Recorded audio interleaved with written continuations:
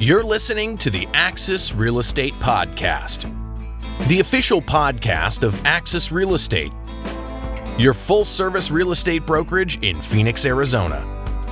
Hosted by Jason Sellers and Ted Work. All right, welcome back to another episode of the Axis Real Estate Podcast, your full-service real estate brokerage in Phoenix, Arizona. Nailed it again. Wow. First take both times. I am Ted Work, and with me today, as always, is Jason Sellers. How are you doing, Jason? We're doing great today. Excellent. We've got some really interesting topics for today's episode, but before that, I want to ask you, Jason, what have you been watching lately? Any new shows? Any movies? Godzilla Minus One is on Netflix. I feel like I'm only watching reruns of stuff my kids have been watching. Like whatever they have on TV. And I was like, Ravenna's my daughter. Have you seen this before? Yeah, like 5 times. And I feel like I've seen it 5 times also. Yeah. Like what kind of stuff? Like what's their age bracket? Oh, so she's watching Jumanji right now. Okay. There's like 5 of those now. I know. Which one are we talking about? Robin Williams? No. The Rock and Kevin Hart? Rock and Kevin Hart. There's 2 of those. I don't think I've seen either of them. What have you been doing? I've been watching an original Jumanji. Jumanji. There's an SNL bit I saw with Kristen Wiig where she came on and she's like, I don't like to play board games. I don't want to get Jumanji'd. And they're like, it's not Jumanji. And she's like, any game has the potentiality to get you Jumanji'd.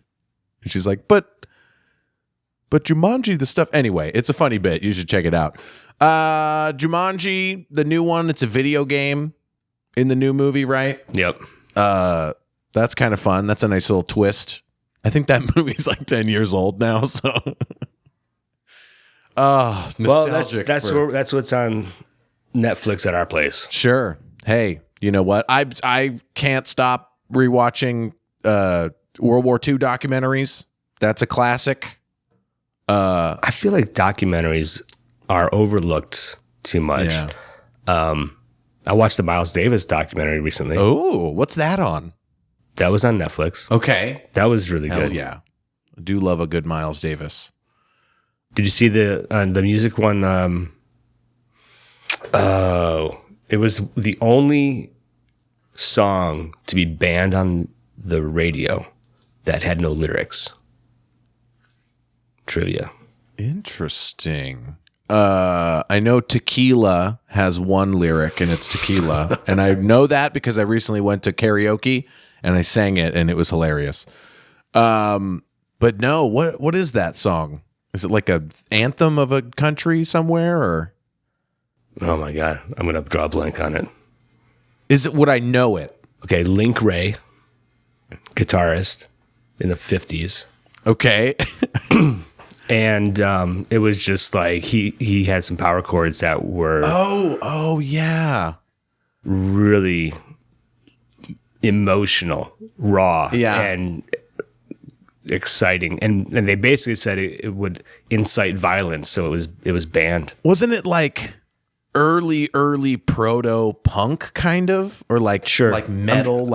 I'm sure all of he would be like the godfather of all of those musicians that came afterwards are very paid homage to Link Wray. A lot of musicians, guitarists, they would play on their clean Fender amps and they were like, oh, this is too clean. I got to get some fuzz going.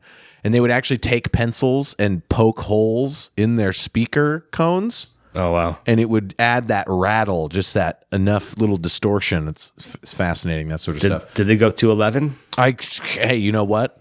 I don't think they invented 11 by that point, but yeah, today we are talking about this is a housing podcast, you guys, a real estate podcast. We're going to be talking about the maybe it's a sore subject for a lot of people, but we're going to be talking about politics, unfortunately, and in relation to housing affordability. To housing affordability. So we're going to go through the scope because we do have a little bit we want to talk about best places to retire at the end. Mm-hmm, that'll be a fun topic, but housing affordability right now and what that means to today's generations and what their goals are and aspirations. So I have a little stat we can start with, which is I found interesting. And it was back in, I think, 1971, the interest rate was 7%. Okay. And if you would have at that time thought that's a little high, let's wait for the interest rate to go down to buy, you would have been waiting for 20 years Okay. to buy. And during that 20-year span, housing prices would have gone up 400%. Yeah. So, yeah, you may have tried to save a little bit of money on interest, but you spent a lot more money on actually buying the property. That's and that's kind of the game that people try and play, right? You're lucky when you've got a low interest rate. More than anything, it's luck, especially for the end user, the buyer. It's really about seeing where you are at and making the tweaks that you need to make based on how expensive a house is and the interest rate. And we've kind of talked about that before. But you're saying that early 70s, 71, I think you said, 20 years. That's a long time. I mean, a lot of history happens in that amount of time. And to be renting and then have to buy a much more expensive house. I mean, I remember my grandpa's saying, like, I bought my first house he sounds like this. I bought my first house when I was 20 or something, and it was like $12,000. And I hear that, and I'm just like, God damn it! Why? And his buddy was next to him was like, "Oh, you overpaid. Yeah, I got mine for 6." There's a comedian who's like, I bought my first house for 11 raspberries. That's funny stuff. But yeah, so you're saying basically you don't want to wait too long, or sometimes waiting isn't the answer. Yes, that is true. It's all about the environment and what you're doing. Yeah. So it has a lot to do with where you're at, your job, kind of what your life goal, what your plans are for the next 5 years, and kind of where that fits in. It's a necessary evil if you don't have the cash to buy. Sure. So you just have to, and it does get worked into the market, right? We talked about that last episode where, anything that you need a loan for ends up being affected, the supply and demand, by the interest rates. Sure. So interest rates go up, demand kind of gets curbed a little bit. Yeah. And so you find yourself, well, if interest rates were still as low as they were, would real estate prices be where they are now relative to last year? So you just think about that for a second. Yeah. And so, hey, we could pay a little bit less than we would have otherwise paid for the entire house. I think it's interesting. I'm trying to think of the exact example I used before, but it has something to do with the idea that people, do you remember this? People were overpaying for homes. Oh, yeah. You remember this frenzy? Yeah. Yeah. So interest rates were low. People would spend $30,000 cash out of pocket above purchase price. Yeah. Home would be worth $400,000, would appraise for $400,000. You're going to put 20% down, 20% of $400,000, $80,000. So your loan amount is $320,000. Interest rate on that, 3.5%. Looking good. Sure. Now they have to bid up the property and spend an additional $30,000 out of pocket cash for that $400,000 house. Sure. People were doing that all day long. Yeah. People were fighting to do that all day long. Now you flip it around and you say, well, that $400,000 house, 80%, 20% down, $320,000 loan amount, 7% interest, double the interest. Sure. Double the interest, you go, roughly speaking, 3.5 to 7. You're about, sounds like $24,500 a year in interest at 7%. Sure. Hell no, I ain't going to do that. Yeah. Screw that. I'm not spending 7% interest But last year I would have spent $30,000 cash on day one to do the deal. I find that kind of intriguing in the market. Sure. Yeah. And it's, it's such a locking in that low interest rate. That's all I've been hearing about in the housing market. What little I hear about the housing market in my regular media intake. But, it's my parents, they have built a few houses. They built a house that was supposed to be their dream home. Height of the market, someone was like, hey, I could sell this for X amount, and you guys would be doing pretty good. And they were like, let's do it. We're selling it right now. And they went back into the market with a higher interest rate. And it just made sense in a lot of different ways for them to do that. But I understand people don't understand the numbers as well as someone who does it all day, every day, and that, what do you think contributed to that frenzy? Was it just that the housing market was so hot that people wanted to, was the main thing the low interest rate, or was it just there was no other houses to buy, or what do you think the main factor in that was? So relative to today's market and what we just talked about, you got to take things into context of your surroundings and what's going on right now, right? And you can't really change the market, so you have to react and interact with what's set in front of you. Yeah, you're at the table eating, and this is what you got. You also can't predict the market, right? So you have to, knowing you can't know the future, you have to make a decision at some point. And whether a better time comes in the next few weeks or the next few months or that sort of thing, you have to make some choice sometime. And that's pressing. And that's why, we talk about, what are you doing right now? What's your job look like? What are you going to be in the same spot for 5 to 10 years? Sure. And maybe, those things add up to, let's go ahead and pay the interest rate and find some place and start investing in our future that way. That makes sense. So those are reasons to do something right now, even though it may not feel maybe as affordable as it was before.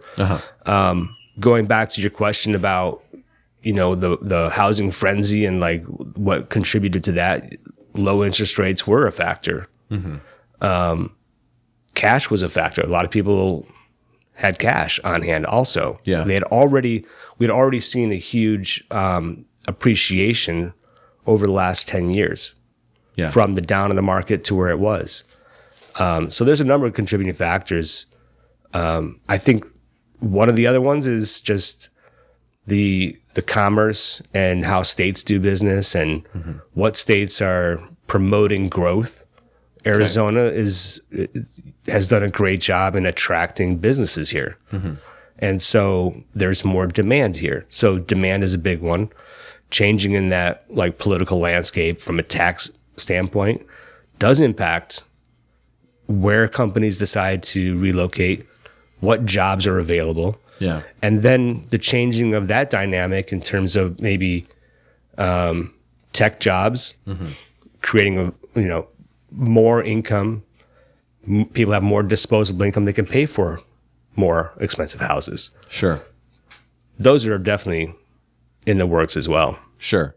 And so kind of looking into the future, the main thrust of this segment is kind of how is the current political environment or our upcoming election going to kind of affect? Yeah, so I'll reference, it was in the Phoenix Business Journal, housing affordability poised to impact federal, state, and local elections this fall. Sure. What we were just talking about is, well, how much does policy really affect affordability? Okay. Yeah, sure. What can government agencies do to affect that? And why would somebody, what might somebody get up on the podium and say, I will do this. This is my public policy, and this will help you to buy a house. Sure. I don't know the answer to that. Like, I mean, it's true, and we It's talked about it. promises. We talked about it in a few episodes ago, kind of the unintended consequences of regulation and that sort of thing. But it's always it's something you have to constantly be chasing after, right? And you have to see how your policy affects the market, and then how you can then refine the policy to then and create this cycle of hopefully it works in your favor. And the thing that comes to my mind is that I happen to know that, from what I understand, there are a good number of vacant properties that are owned by one owner that owns many, many properties. And so kind of just a common sense regulation that I would probably propose would be to limit the number of properties that any one entity can own, right? So that's kind of just, thinking about it. We try and get these properties back on the market by then, and then lower the total price. People in capitalism, my dad always says that the price never goes down.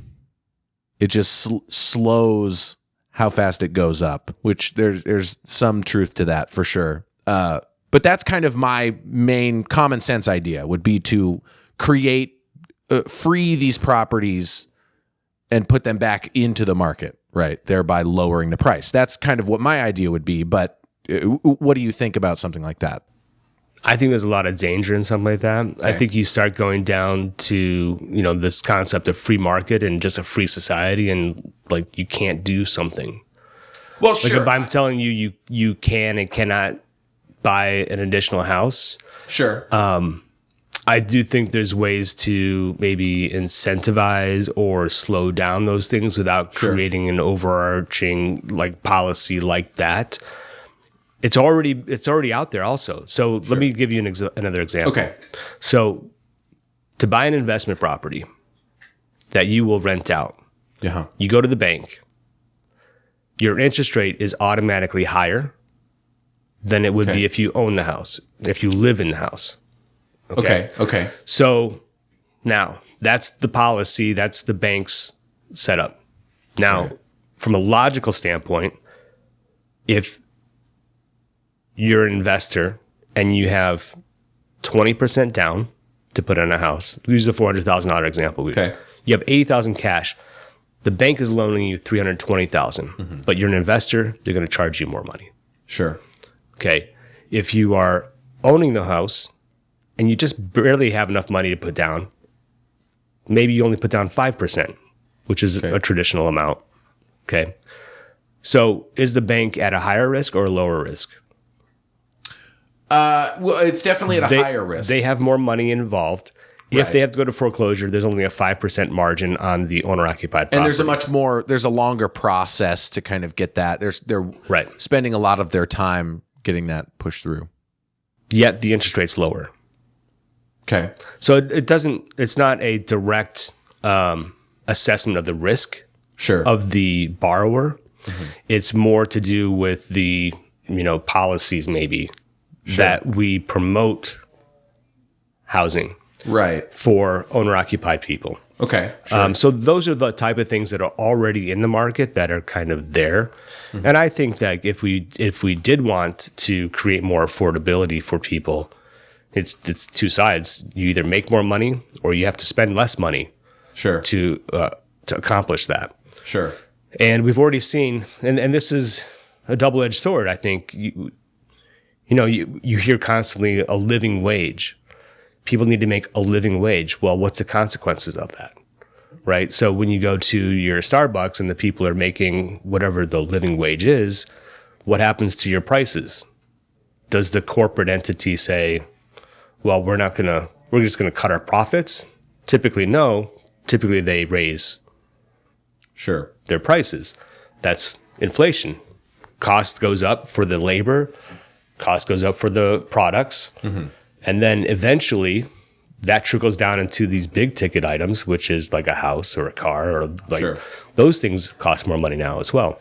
So I think going back to the original question or statement, housing affordability and like being a hot topic for people on the political spectrum of how they're going to vote and be influenced.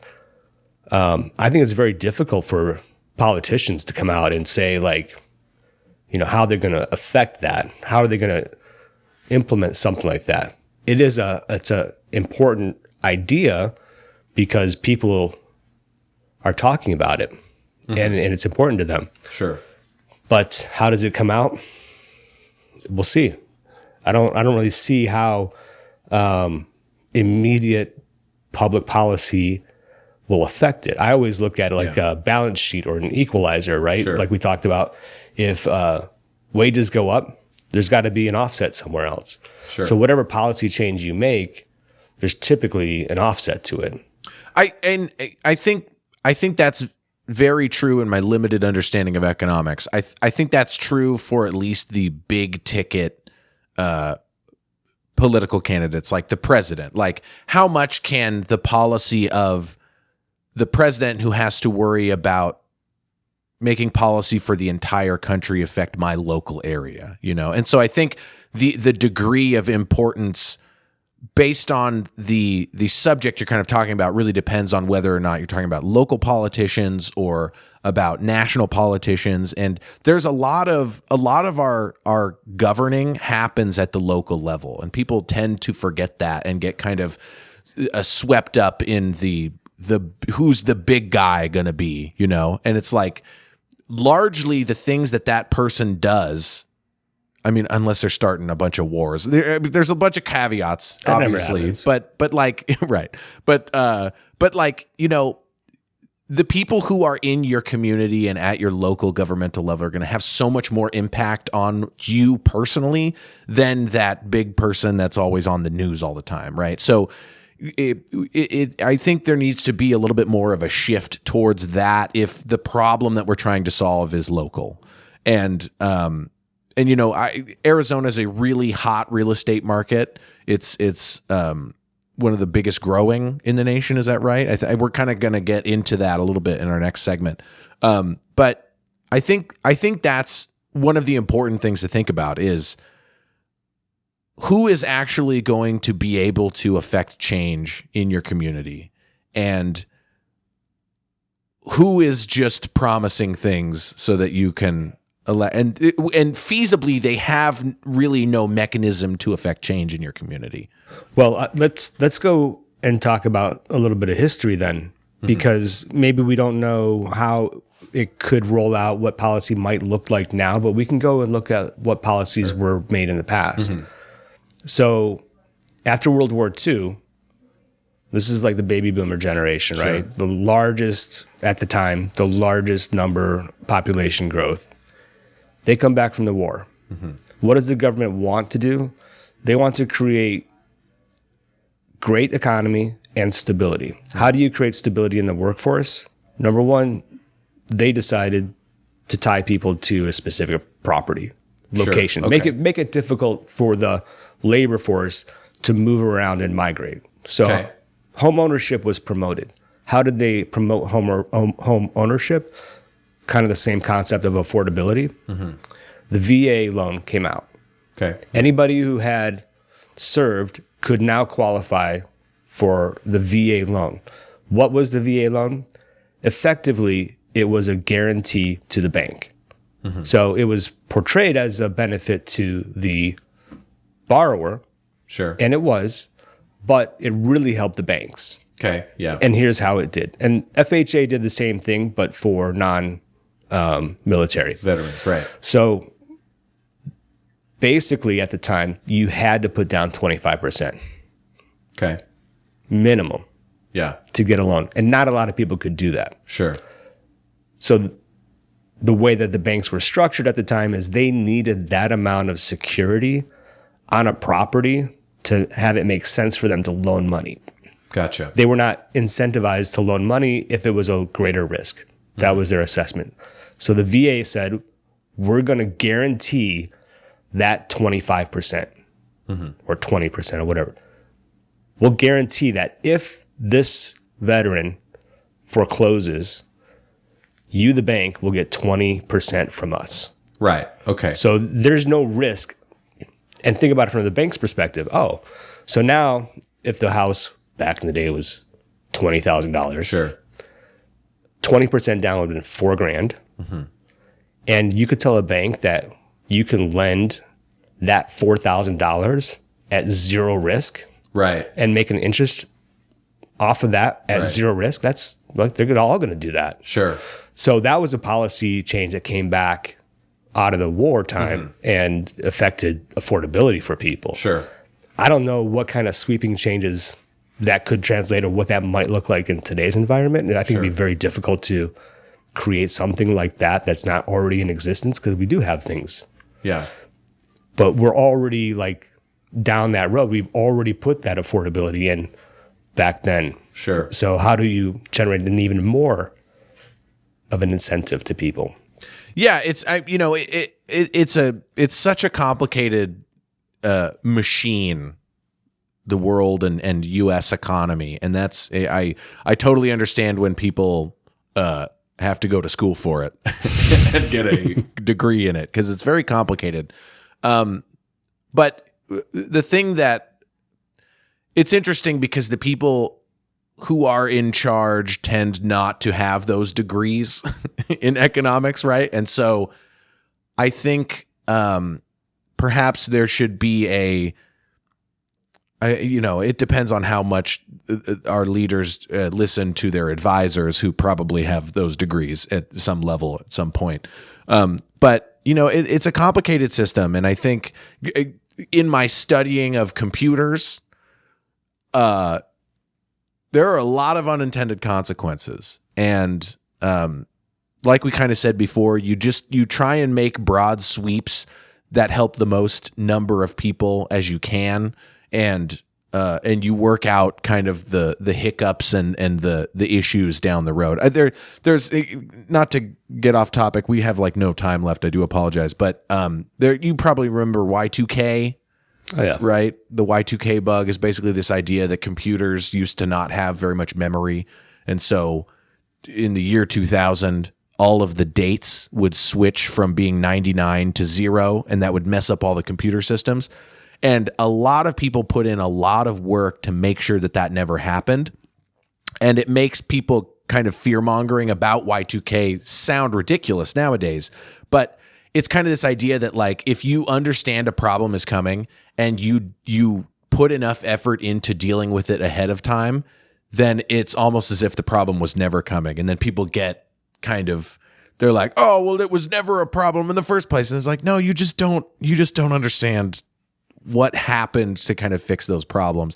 And there's so many issues like that. And Well, I'll tell you one of the things that a quote that I love about politics from Bob Marley.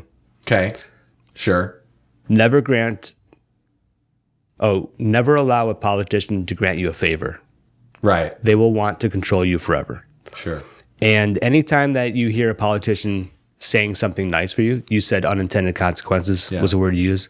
There will be there's an angle. sure. They have an angle. It doesn't matter what party it is. Doesn't matter whatever policy is there.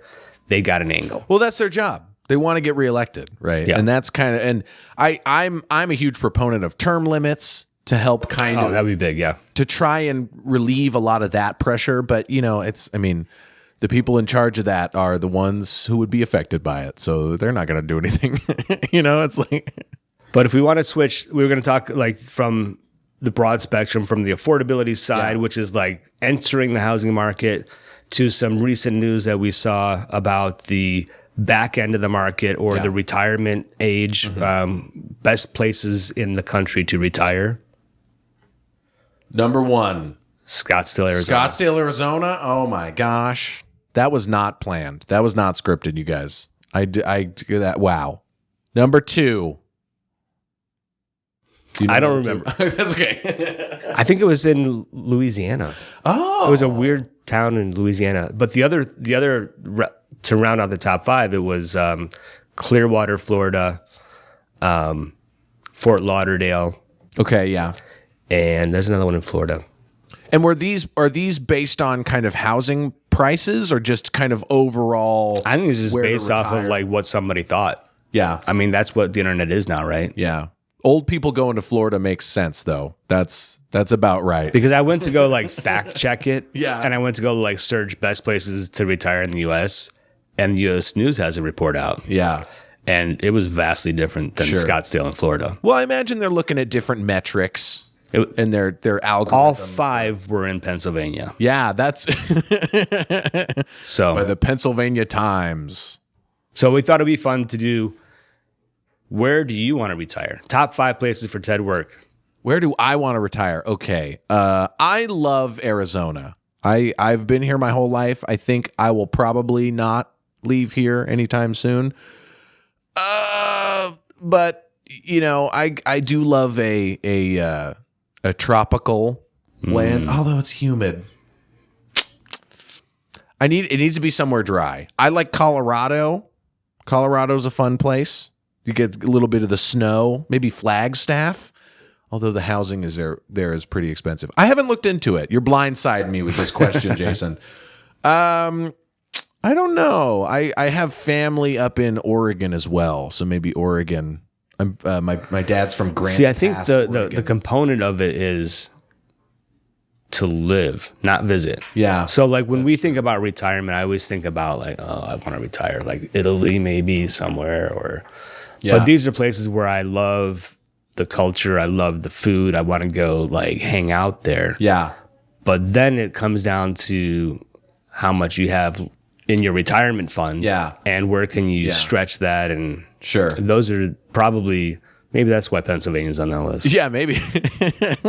Maybe that's why it keeps changing, because there's fluctuations in the market edge people up and over the other options. And Maybe that sort of thing, people but are trying to manipulate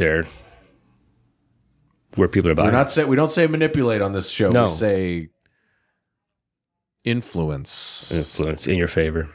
And with that, we're going to call it an episode.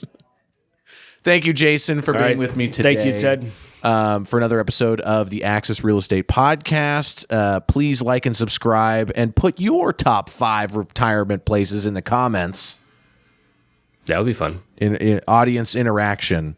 And we'll read through those, and we'll kind of maybe do a audience interaction section on the next episode. But until that next episode, I will say thank you, Jason, and I will say thank you to the audience. Everybody have a wonderful day. Good night.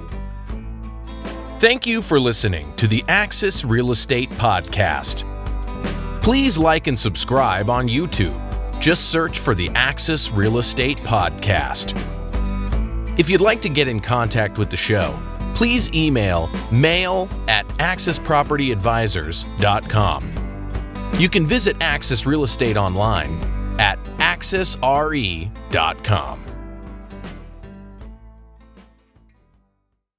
This podcast was produced by T-Door Productions.